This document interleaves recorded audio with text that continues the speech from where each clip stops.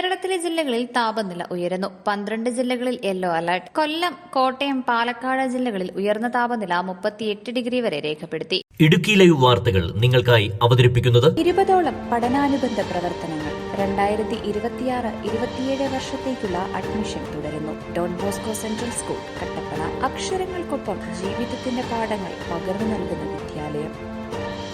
പത്തനംതിട്ട, ആലപ്പുഴ, തൃശൂർ, എറണാകുളം, കോഴിക്കോട്, കണ്ണൂർ ജില്ലകളിൽ ഉയർന്ന താപനില 37 ഡിഗ്രി സെൽഷ്യസ് ആണ്. അതേസമയം തിരുവനന്തപുരം, മലപ്പുറം, കാസർഗോഡ് ജില്ലകളിൽ ഉയർന്ന താപനില 36 ഡിഗ്രി സെൽഷ്യസ് രേഖപ്പെടുത്തിയിരുന്നു. News desk Idukki live.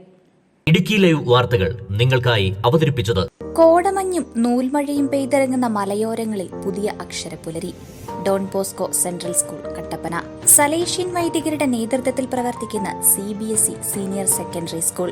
വിശുദ്ധ ഡോൺ ബോസ്കോയുടെ സ്വപ്നങ്ങൾക്കൊപ്പം മൂല്യബോധമുള്ള യുവതലമുറയെ വാർത്തെടുക്കുന്ന വിദ്യാലയം.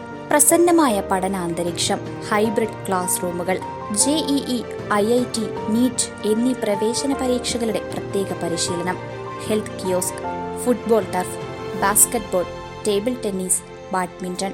20ഓളം പഠനാനുബന്ധ പ്രവർത്തനങ്ങൾ. 2026-27 വർഷത്തേക്കുള്ള അഡ്മിഷൻ തുടരുന്നു. Don Bosco central school, Kattappana. അക്ഷരങ്ങൾക്കൊപ്പം ജീവിതത്തിന്റെ പാഠങ്ങൾ പകർന്നു നൽകുന്ന വിദ്യാലയം.